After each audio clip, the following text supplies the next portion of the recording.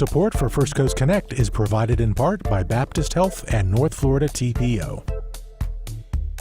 Good morning, I'm Ann Schindler, and this is First Coast Connect.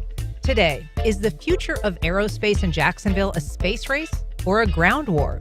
We talked to the head of Cecil Spaceport about the balance between expanding its business footprint and shooting for the stars.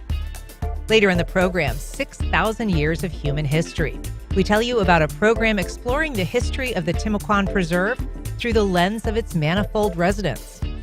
But first, it's been a dynamic year out at the former Cecil field with shifting of both the physical and political landscape. Here to bring us up to speed on the Cecil Airport and Spaceport is its director, Matt Bocchino. Matt, good morning. Good morning, Ann. Thanks for having me on today. Thanks so much for being here. I appreciate it. So you came to this job after more than a decade at the Jacksonville Aviation Authority, JAA, or the Airport Authority. Yes. So I've actually been at the JAA for almost 20 years now. I think this year will be 20 years. I've been in multiple roles, several at Cecil, some at Hurlong Airport, and then in business development and the international airport. So kind of all over the place at JAA, and then a year and a half down in Fort Lauderdale at the executive airport down there. And so in your time before you shifted to be director at Cecil, what were your observations about it? What did you kind of come to this job wanting to do or feeling was necessary at the spaceport and airport there? So that's an excellent question. My first role actually back in 2005 with the Aviation Authority was an intern at Cecil. So I saw it back when it was still a ghost town.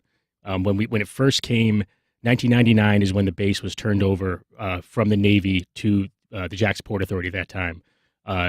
There's interesting, you could almost call them horror stories about the condition of the base because it was announced for closure in 93 and then closed in 99. So in that period of time, the Navy did the minimum amount of maintenance necessary just to keep it open, basically. And then in 99, when the keys were literally dropped in, his name was Bob Simpson. We call him the Godfather of Cecil. Dropped in his hands. There were abandoned vehicles, unexploded ordnance. There were all kinds of environmental issues. And we should say, for people who don't know far enough back, I mean, it was a naval base. Yep. Yeah. So it was a Navy master jet base. It has the third longest runway in Florida, which is one of its huge benefits. But the reason it has that is because it was a former Navy master jet base. So there were a lot of fighter planes here back in the day for people who may not remember or maybe weren't here. Yeah. So it kind of got its start in the buildup to World War II and then was eventually targeted for closure by the Base Realignment and Closure, the BRAC Commission that, goes through these reviews periodically. And Cecil was the one that was targeted for closure in 99. Yep, exactly. Yeah. And so, as you said, there was some environmental issues to be taken care of. There was also just this enormous piece of land. Right. Enormous piece of land with really not much going on. But then in that time, now it's been, I think we're in our 27th year now. So over 26 years ago, there's been tremendous change out there, including, as you mentioned in the beginning here, in the past year or so, there's been a lot of good stuff happening at Cecil. We've been working with our partners, putting our heads down, kind of just getting all this great stuff done, but have not done a fantastic job about telling the world about it, which is why I'm here today. Yeah. And so I want you to sort of give us the nickel version of what's out there, because there is sort of this aviation aerospace element, there's businesses, there's training, and then there's sort of this memorial function that it serves out there with the POW-MIA, and there's recreational facilities. So just tell us kind of the big picture, what the elements are. Great question. So I would say the biggest activity taking place at Cecil right now is called MRO, Maintenance, Repair, and Overhaul. So it's repair of aircraft, primarily military aircraft. So we have Boeing is our biggest tenant out there, square footage wise. They do P-8s, which is, if you're not familiar with military aircraft, it's the military 737, that's a submarine hunter. They do maintenance on P-8s, F-18s, and now KC-46s, which is the big air-to-air refueler based on the Boeing 767. And then the other side of the field, we have Flight Star, which does commercial aircraft. So if you see airliners coming in to Cecil, it's not, I've got to tell when I present to communities all the time, it's not passengers coming in, because sometimes I get, why aren't there passenger flights, or why are there passenger flights coming into Cecil? I said, no, it's just a flight crew that come in and get the plane worked on. We have Flight Star, we have Mantech that does military MRO, they do P-8s. We've got LSI does a lot of military training manuals and programs. We also have some government presence there too. We've got the U.S. Coast Guard, it's HITRON, Helicopter Interdiction Squadron. They do drug interdiction. They've had a record year, actually. Their last fiscal year, I think it was over $3 billion in cocaine that they apprehended, it's fantastic the work they do. We've also got U.S. Customs and Border Protection. They use surveillance aircraft out of there? Yeah, so they have P-3s, which is the old submarine hunter, the 4-engine turboprop aircraft. They do some border patrol, but a lot of drug interdiction as well. And then we also have the Army National Guard, which is a troop transport and medevac unit. So they have Chinooks, which are those big helicopters with 2 rotors, Blackhawks, and then Lakotas. So there's a lot of cool, if you're an aviation geek like I am, there's a lot of cool stuff happening out at Cecil. You mentioned POWMIA, so that's actually on the city side of the property. The base was 17,000 acres overall. So NAS Cecil Field was 17,000 acres, which everyone knows how big Jacksonville is, right? So a full 3% of Jacksonville back in the day was NAS Cecil Field. Wow. 6,000 of those acres was given to the JAA, and then the rest is there's a small sliver to the south managed by Clay County, which is parkland, and then the rest of that is managed by the city. Some of it's, the fair is coming out to the west side, the Jacksonville Fair. That's on the former NAS base. The equestrian center's out there, and then the city's doing a great job working with the Hillwood Group to put a lot of. So if you go out to that area and you see Amazon or Wayfair or Bridgestone Tires or all these big warehouses, that's also the former Navy base, but that's on the city property. So the POWMIA facility which they're doing great work out there, but that's on the city side. Gotcha. And so when we think of things like the Saft America, the Amazon warehouse, that's at the Cecil Commerce Center? Exactly, yeah. Yes. Okay, very good. And that's not something that you oversee? No. We work closely with the city. We talk all the time, but yeah, we don't oversee. JA doesn't deal with that part. Okay. And so it's an airport and a spaceport, and you mentioned that it's got this nice long runway. It's got about 4 runways altogether, but the spaceport is this element that has been a key focus in the last couple of decades of the Cecil complex out there, particularly this discussion of horizontal launch spacecraft. Yes. And I can remember covering that as a reporter, really almost 2 decades ago, is kind of being discussed. This was going to be the future of Cecil. Right. And that is changing. Yes. So tell us a little bit, first of all, about, what is the status? We know that it at some point obtained a license to do these horizontal launches that take an aircraft horizontally and then kind of launch and send them to outer space. Yeah, exactly. So we got our license back in 2010, and back during that time, it sounds like you probably remember this, but horizontal launch was going to be the next big thing, right? That was going to be the cheap way to get small payloads to orbit. Because back then, if you remember, it was almost primarily government rockets everywhere, right? You could get commercial payloads on government rockets, but there was no private companies launching. So the idea with horizontal launch was, and this is the scenario that would take place at Cecil too. You have an aircraft that has regular engines with a rocket or the spacecraft underneath, takes off, and in our case, it flies out over the ocean, drops the rocket or the spacecraft out there. That's where the engine is ignited, goes up to space, and then the carrier aircraft comes back to land. So that's the concept. The downside to that, I guess the reason it would be cheaper is because you can point it in any direction to get whatever orbit you want. You save a lot of weight by getting the rocket up to 50,000 feet before you launch. What popped that bubble was SpaceX. So when SpaceX revolutionized reusable vertical rockets, it brought the cost per kilogram down for payloads going into space. So essentially the bubble for horizontal launch burst. We still have our horizontal launch license. There are still some companies out there talking about it. And actually, to give you an example of one that's been doing it, Virgin Galactic is a horizontal launch company. If you can picture them out in Spaceport, New Mexico, that's the Richard Branson company that takes tourists up. You pay a lot of money to go up into space. We're more focused on, payloads and rockets and stuff like that. But there's nothing on the horizon for launch right now. But if it comes, we're ready for it. We still have our launch license. What we've done since I've come in this role, because of that lack of market for horizontal launch, pivoted towards the ancillary businesses, right? Stuff that wouldn't come to Cecil or Jacksonville if we weren't a spaceport. So we do have rocket testing taking place. In fact, we have 3 signed agreements with Florida universities. So Embry-Riddle, UCF, and UF, their rocket clubs operate at Cecil. In fact, Embry-Riddle just did a hot fire on Saturday. And what is a hot fire? So that's a successful. They actually ignite. They combine the propellants, ignite the rocket, and it goes. It's tied. Sorry, it's tied down. It's not. If it's going somewhere, there's an issue. But it's out on the ramp. There's a concrete ramp that we designate for the spaceport use. There's concrete there's tie downs in the concrete.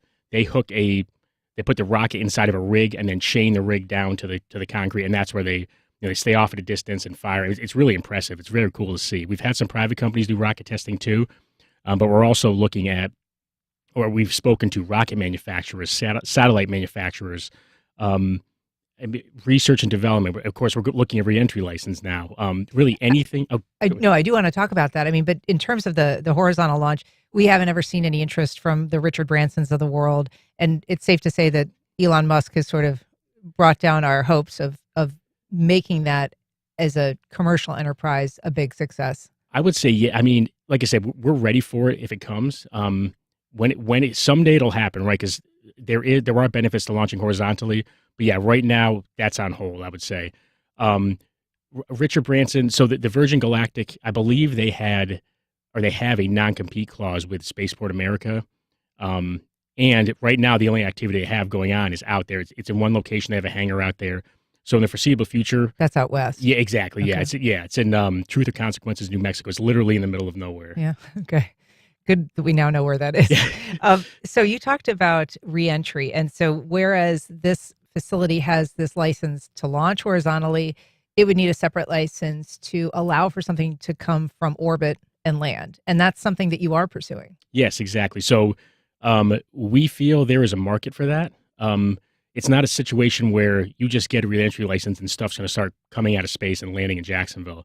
It's because of the large university and hospital footprint, or the presence in Jacksonville. There's several hospitals here that are already doing research on orbit. And there's benefits to bringing that research directly back to Jacksonville, getting it to its laboratory space within 45 minutes, however long it takes to drive from the west side to the east side, or wherever the hospital is. That's kind of the overarching vision here.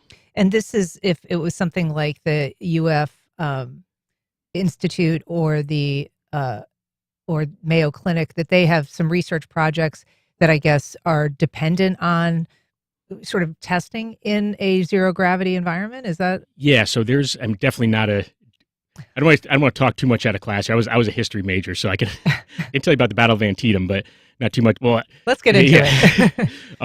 So yeah, in microgravity, there were definite benefits to doing research, but also, and this is way out of my swim lane here, but growing organs from your own cells in orbit. I think that's one of the big visions of some of the hospitals here is if you need a new liver, you need a new organ, take your own cells, grow it on orbit, return it back here to Jacksonville to you, and within a couple hours, or however long, maybe 2-3 hours, start the surgery and save your life. And so these research institutes, I was mentioning the UF Semiconductor Institute, Mayo Clinic, there is some interest in bringing those things back from orbit in a way that is not disruptive to the experiment. And so that's one of the companies you've been talking to, I understand, is called Zephyr, or it's called Intuitive Machines. I guess it's developing this launch device called Zephyr. Definitely. So Intuitive Machines, their company, they've successfully landed 2 spacecraft on the moon in the past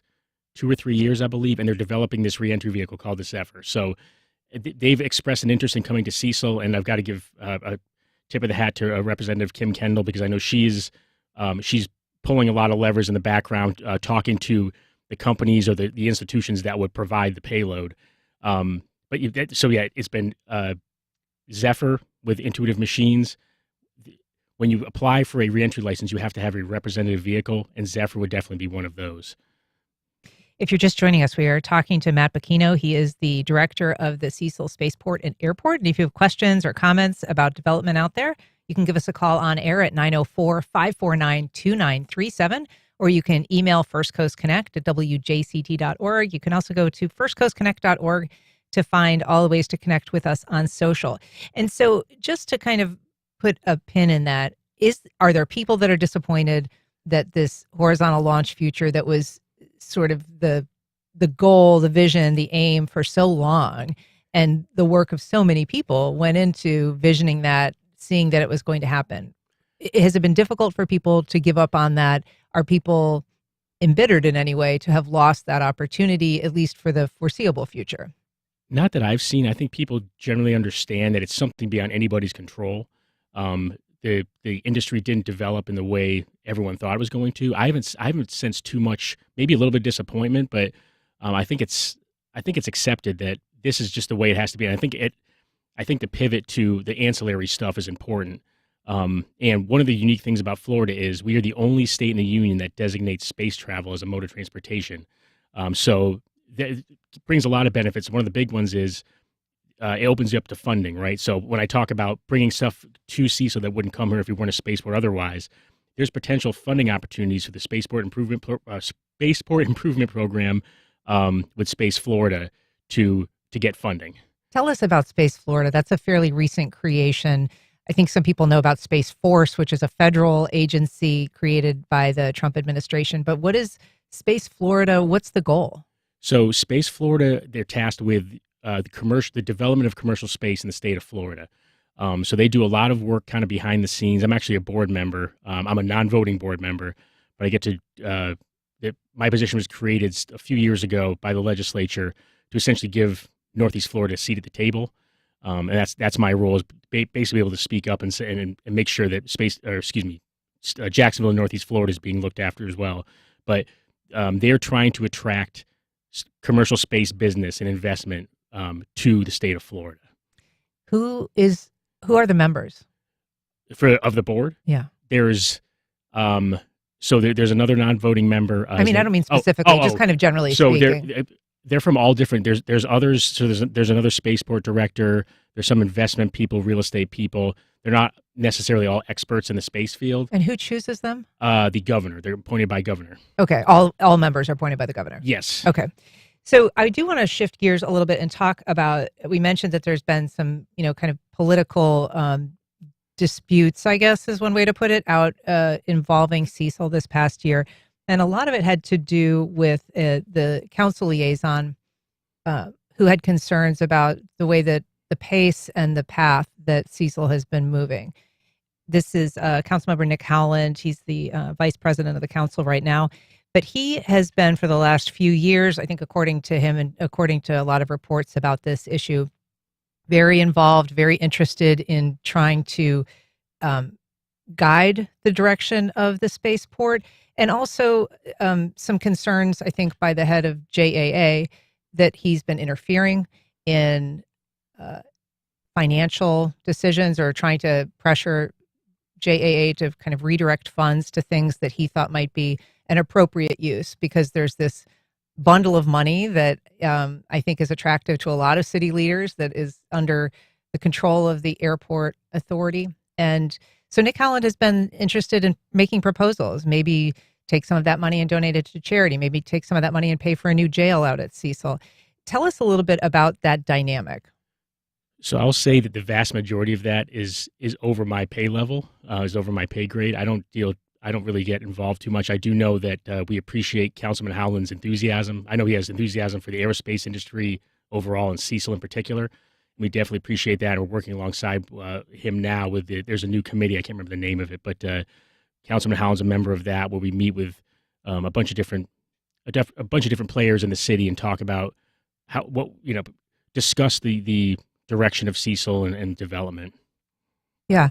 And so you say that's a little bit above your pay grade, but in terms of the specific proposals that were being made, for instance, like a jail, how would that fit into the vision of the development at the spaceport? So, I mean, and I think this might have been discussed with Councilman Howland, but we just couldn't do it. I mean, there's restrictions put on airport revenue by the FAA by what are called grant assurances. So if you accept federal grant dollars from the FAA, from the Federal Aviation Administration, there are restrictions on there. And one of them is you have to use airport money, it has to stay within the airport. It can't be used. I mean, there's an example of, I can't remember the specific city, and it happens all the time, but like a city will want to use airport money to buy a fire truck, somewhere across the state or something like that. But the FAA says you can't do that. Pretty limited. Yeah. Okay.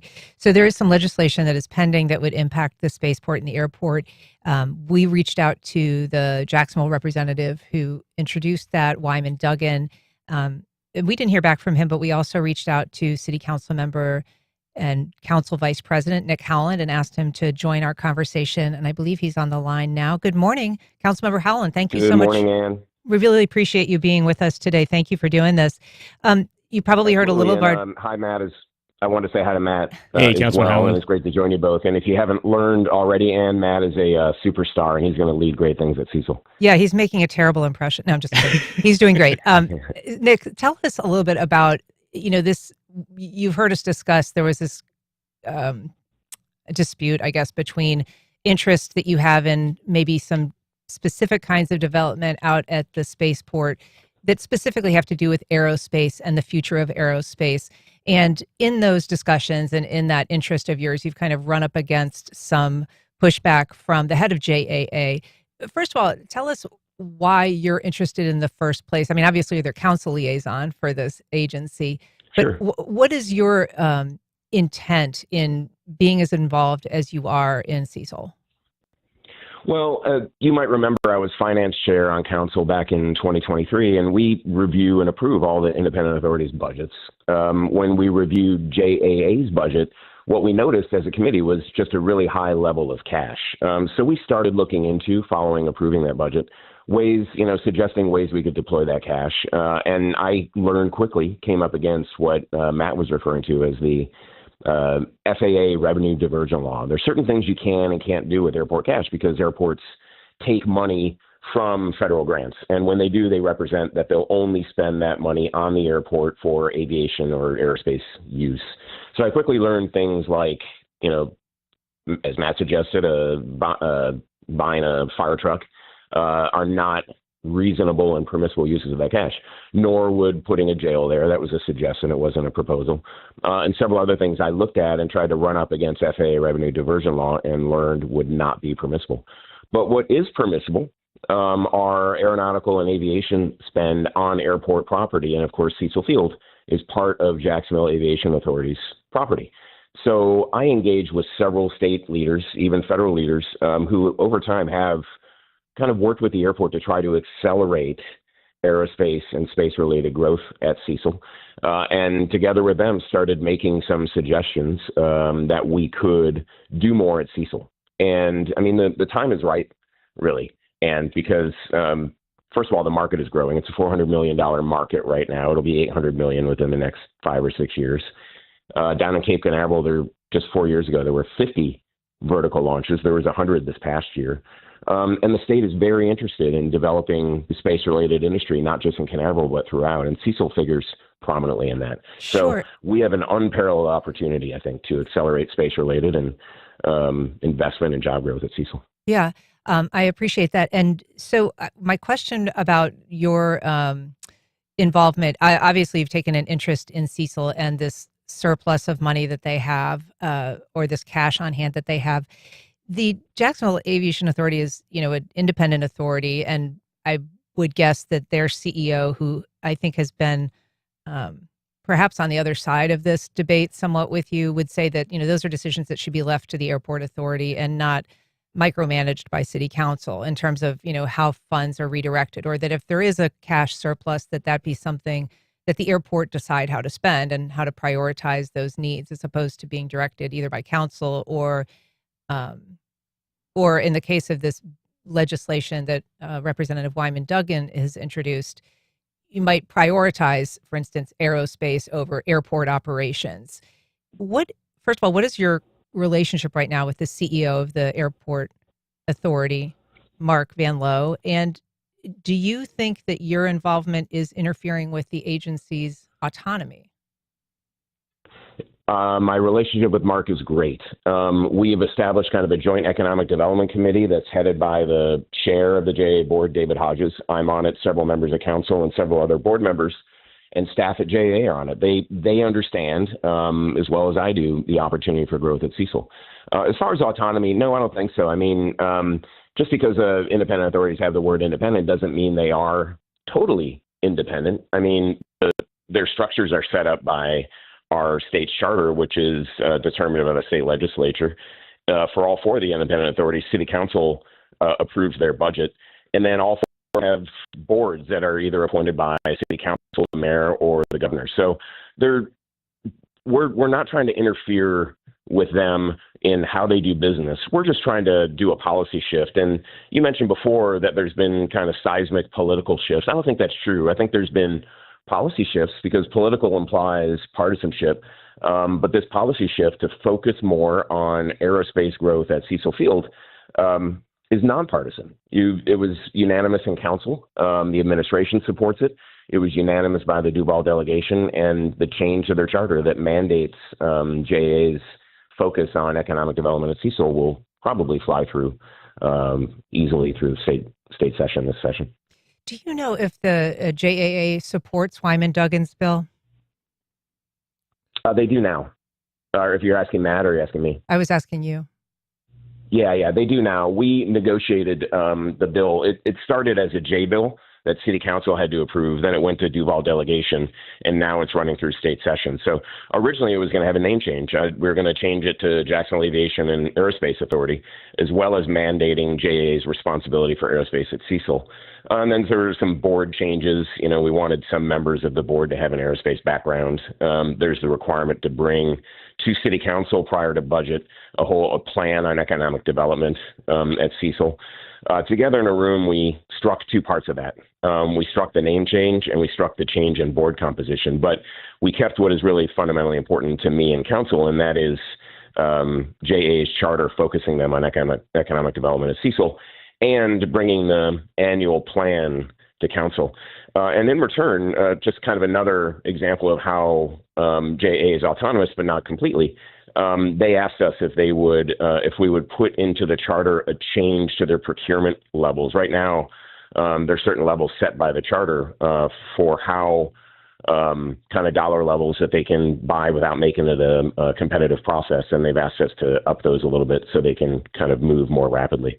We're doing so now, but that just shows that there's, the government has put in place certain levels of dependence because it's a government entity after all, and it's beholden to the people, as all government entities are. But we're not going to interfere with them on a daily basis. This is simply a policy shift. I want to ask you about one other element of that bill, which is a designation. It would specifically give the Spaceport director, quote, operational oversight management of the day-to-day administration. That person who's here with me, Matt Bocchino. Does giving him the designated authority of oversight management and day-to-day administration in any way cut out the Jacksonville Aviation Authority oversight? And I'm asking you that. I don't think so. Yeah. I think, can you still hear me okay? Ann, I think I just kind of cut out a second ago. No, I can hear you. Thanks. Okay. Yeah, the bill I was talking about, sponsored by Speaker Pro Temp Duggan, is 4045. The bill you're talking about, sponsored by Representative Kendall, House Bill 335, does indeed give more autonomy to the spaceport directors, to Matt, and I think one or two other spaceport directors across the state. I think that's great because, again, I think with kind of the combined local, state, and federal effort on Cecil Field, and believe me, it's our entire council's behind it. The mayor's behind growing Cecil's aerospace development. So are Representatives Bean and Rutherford and Duggan, future Speaker Garrison, and Representative Kendall. We're unified in this. I think that's going to allow Matt and the team to more rapidly develop Cecil as what we hope to be kind of a space logistics town. So Matt had mentioned it was a ghost town when he was an intern. We want it to be a space logistics town, and I think we're well on our way. Well, City Council Vice President Nick Howland, thank you so much for joining us today on the program. We really appreciate your input. Thank you, Ann. All right. So, Matt, I want to ask you about that last element, kind of your take on that. He's pointing out that that's Kim Kendall's bill, which is correct, Representative Kim Kendall. But does giving you that nominal authority change the dynamic in terms of what the Jacksonville Aviation Authority, which is, otherwise in charge of Spaceport Cecil, does it change your responsibility? Does it cut them out in some way? No, it doesn't. To be completely honest, I'm not sure what the intent was with that particular part, because we're already autonomous from Space Florida, and the Spaceport is part of the JAA, always has been. I mean, to any extent that it helps improve Cecil Spaceport, I'm definitely in support of it. Okay. And has this whole issue been a motivator for folks at Cecil? Has it been difficult for you to kind of manage the politics or as Nick Howland said, kind of the policy shift that has been advocated by some on council? So I think the one struggle is something I kind of pointed out in the beginning. It's the fact that all this stuff, like there is great stuff happening at Cecil. It's been going on for several years now. Well, over 26 years, it's been kind of a slow burn. But in the past 4 or 5 years, so when I was an intern in my earlier roles in Cecil, I would say the east side of the airport is a powder keg. It's just waiting for a spark. And then in 2019, 2020, we got the spark, which is the big Boeing hangar that was built over there. And since then, there's 2 more big Boeing hangars being built. We got a grant to build Approach Road, which was just completed early 2025, which is 1.8-mile roadway extension down to the Spaceport. And that sort of comes off of 103rd? Exactly, yep. So it goes past the Boeing buildings. And what's the significance of that road? So it was on the surface, it was to give access to the Spaceport, which is down so it's at the southern end of that road, but it also unlocks the entire east side of Cecil Airport for development. Interesting fact, so on the east side of Cecil, you could fit Central Park in New York City and the National Mall next to each other on the available land over on the east side of Cecil, with the caveat that there are wetland impacts over there. But there's a lot of land for development, and that road helped to unlock it. And now, of course, we have Hermeus come in, which is a very cutting edge. They're building hypersonic aircraft, which hypersonic means 5 times the speed of sound. That's front and center for the U.S. military right now. We've got Otto Aerospace is coming over to actually build on the east side. So there's a lot of good stuff going on out there, and again, like I said, we didn't like. The impression was out there that we weren't really doing anything, but we truly are. I mean, we've just been putting our heads down and busting through walls and not really patting ourselves on the back enough. I want to ask you as well, I know that this may not be directly under your purview, but you mentioned wetlands on the east side there. There is an application, as far as we know, before JEA, of a significant water user coming out to that area at Cecil. It was reported on by the Jacksonville Daily Record. It's a secret project still. Nobody can talk about it. But in terms of preserving those resources, Cecil is just 50 miles from Keystone Heights, which a lot of people who've lived here a long time will know has lost a lot of its lakes because of what's believed to be overuse of that water resource. So I would assume that you're referring to Otto Aerospace, because that's the only big project that's going in right now. I don't know that that's the case. I do know that the people involved have said that they're not able to talk about it because it's still in an application process. So I wouldn't say that I know that that's the case. Okay. If it is something else, I honestly don't know what it is. Okay. I haven't heard anything about, and I would have heard about that. But as far as this may be at the Cecil Commerce Center. It may be. It might be at the Commerce Center, because there's no big water user coming into the airport property. Okay, and so that's not something that you would have any oversight or participation. Correct. in. Yeah. Okay. So I know that you're going to be making the rounds, as it were. I think you're addressing the chamber later this week. Tomorrow, yes. Yeah. Okay. In terms of what you think a couple of years from now, I mean, if even just 4 years ago we were still talking about horizontal launches, what's going to change between now and maybe the next time we sit down? So we'll have Otto will be building their manufacturing facility. I'd say within the next 5 years they'll be done. So we'll have a lot new high-paying jobs coming to the area. My hope is that we'll have a reentry license, or if you're saying 2 years, it's probably going to take about 2 years for the whole thing to be completed. Hopefully we'll have a reentry license, and there will be potentially some commercial development around Cecil, because that's one of the challenges on the west side area. There is, lack of C-stores or hotels or restaurants, that sort of thing, right around Cecil. So we hope to see some of that built out, but just more development. And the goal is always, and same thing with Councilman Howland too, I'm sure, and all the partners we work with Jax USA, the City Council, of course, Office of Economic Development, is better Jacksonville, right? Everybody pulling the same direction to make stuff here in Jacksonville better. High-paying jobs, quality of life, all the good stuff. Yeah. Well, Matt Bocchino, it's a pleasure to meet you. He's the director of the Cecil Airport and Spaceport. Appreciate you being here today. Thank you for having me. All right. Up next, telling the story of the First Coast, from the shell middens of the Timucuan Preserve to its former resident hermit.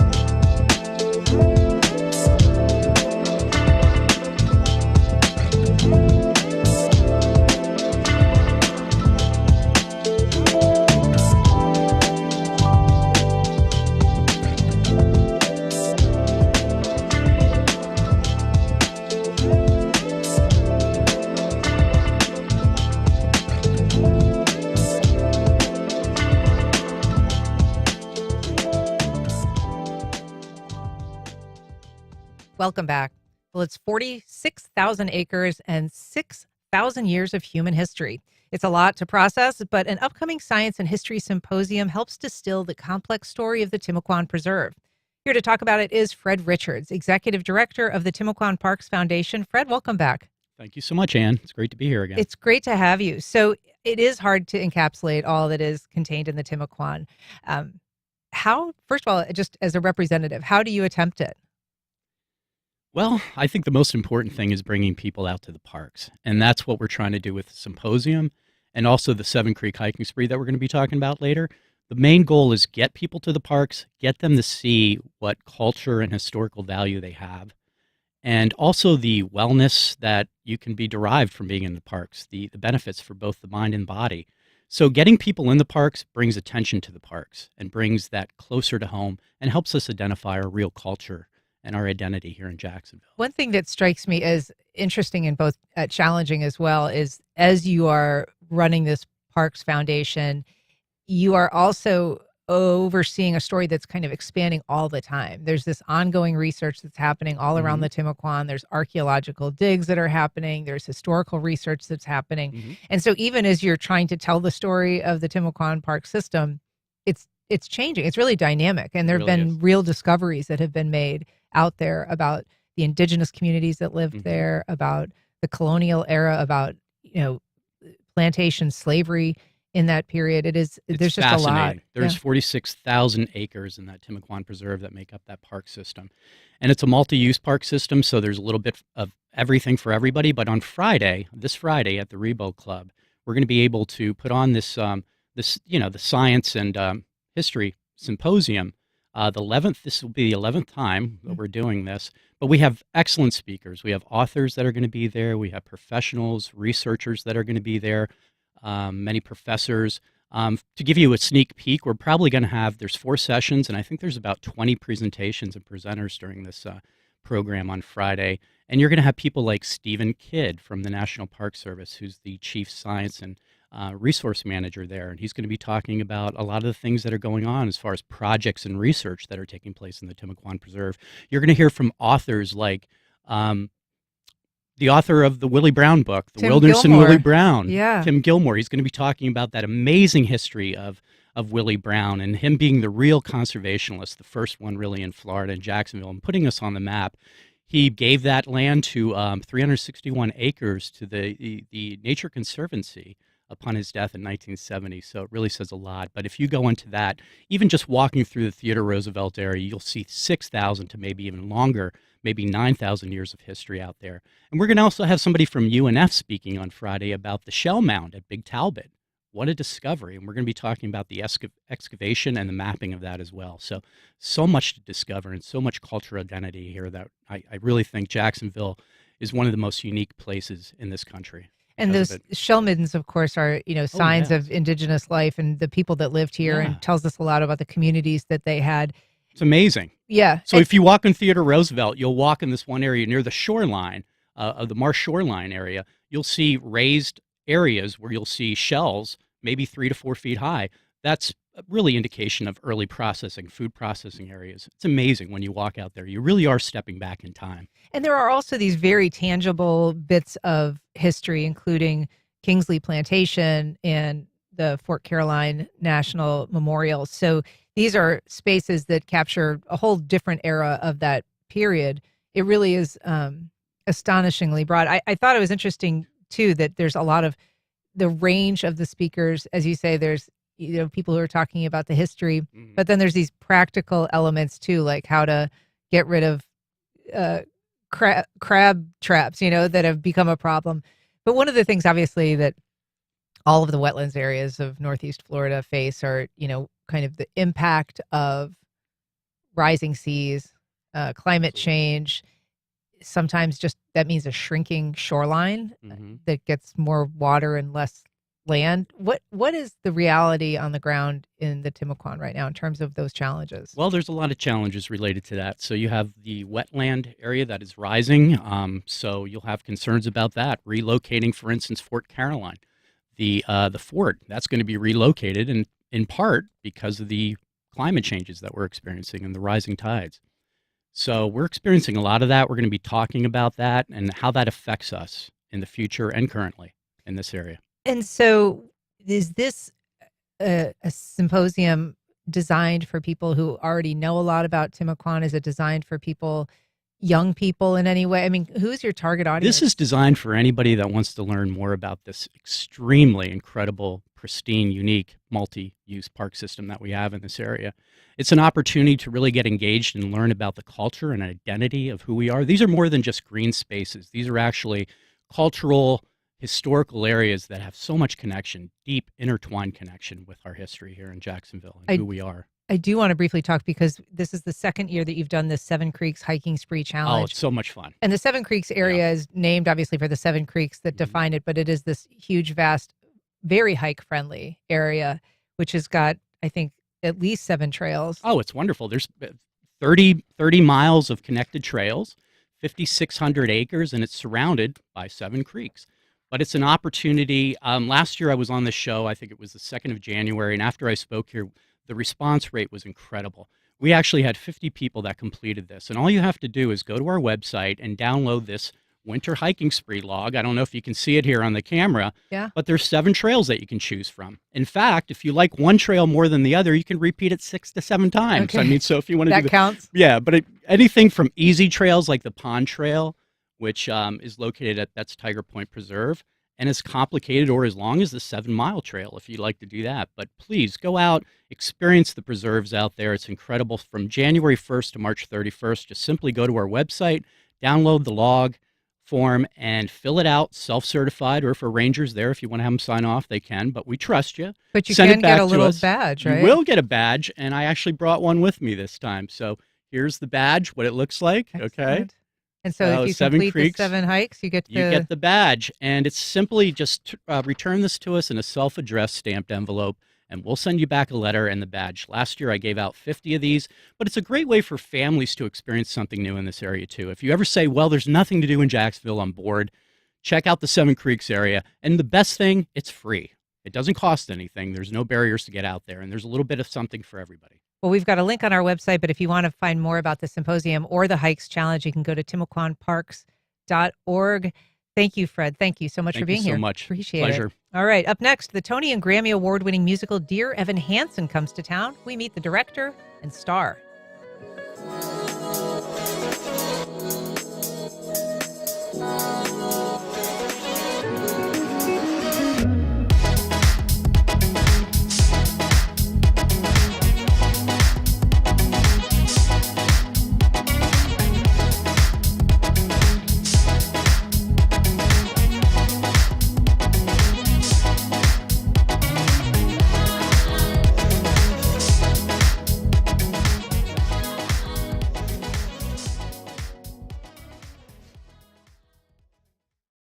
Terrell Hogan Law.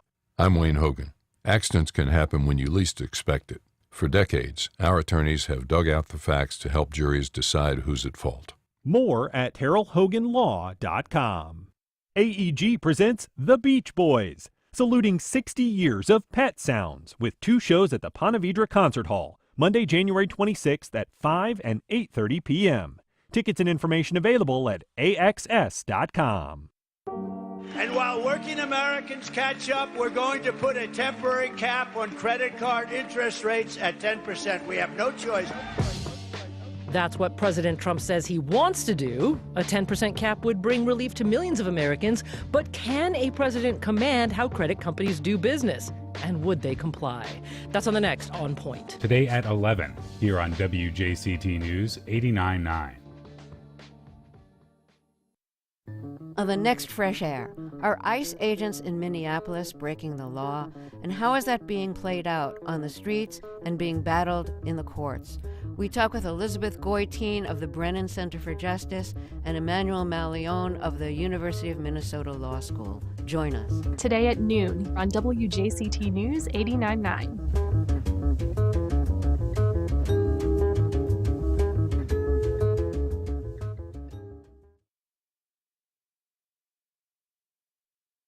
President Trump and Elon Musk claim Doge would save taxpayers money, mainly by cutting federal workers and services. But it also targeted how the government gets its money and how taxpayers receive benefits they've earned. Our series.gov continues with a look at changes at the Treasury Department, the IRS, and Social Security, and what they mean for your finances. Next time on 1A. Tomorrow morning at 10 on WJCT News 89.9.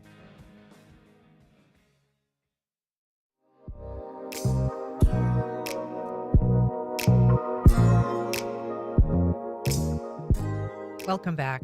Well, following a 6-year run on Broadway, a national tour, and even a movie, the musical Dear Evan Hansen is now hitting the local stage as Players by the Sea becomes one of the first community theaters in the country to produce it.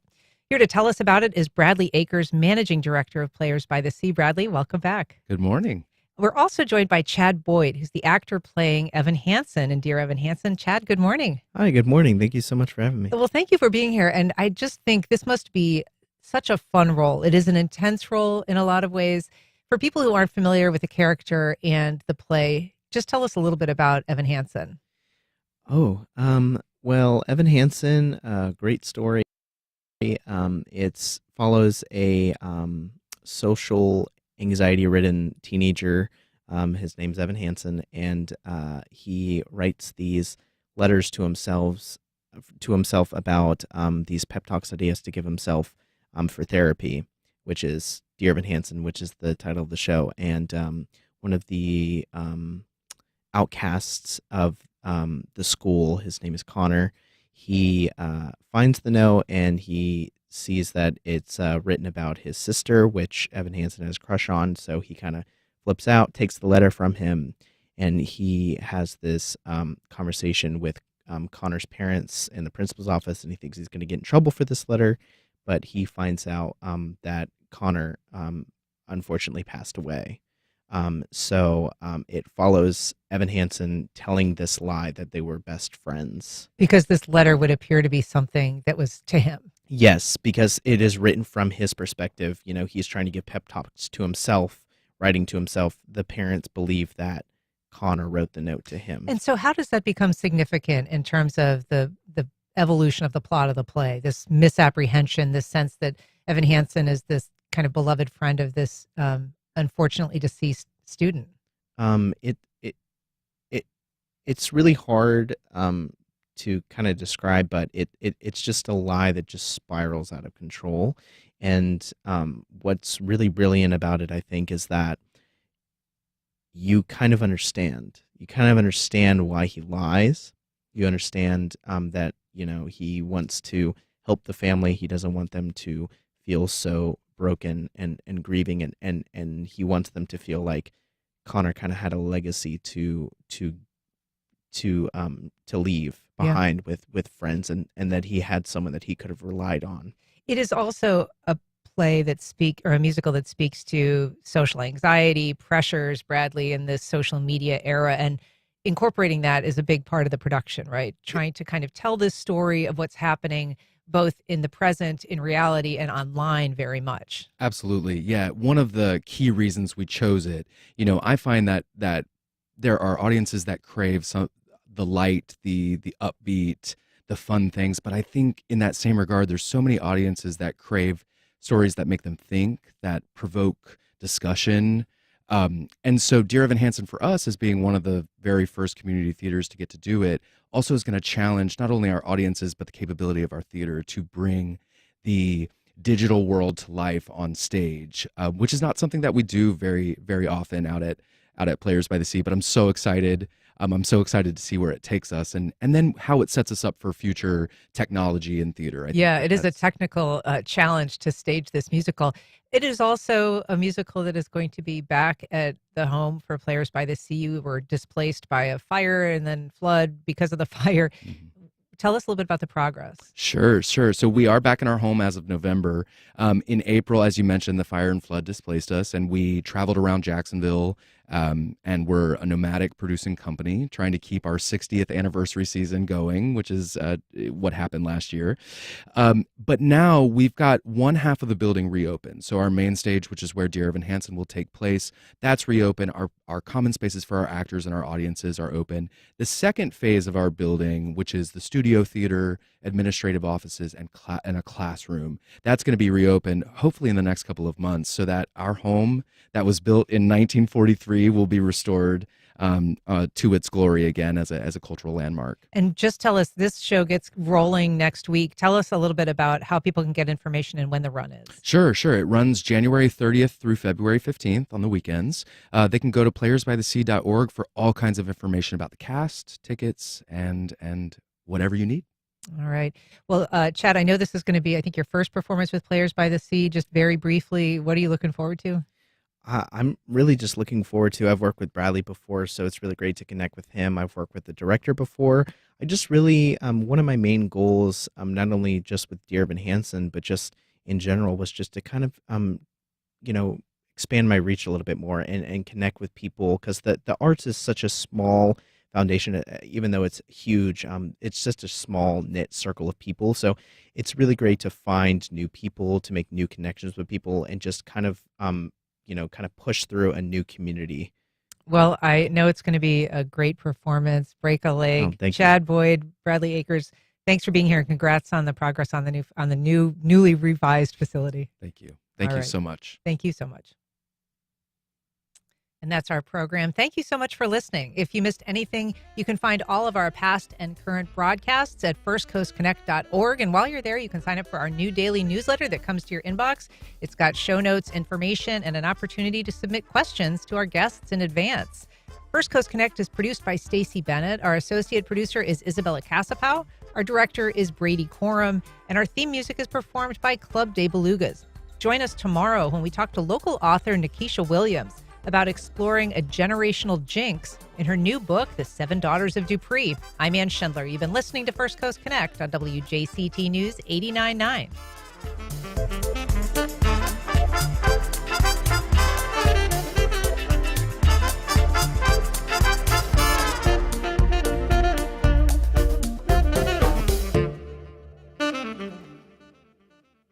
Support for First Coast Connect is provided by Baptist Health and the North Florida TPO.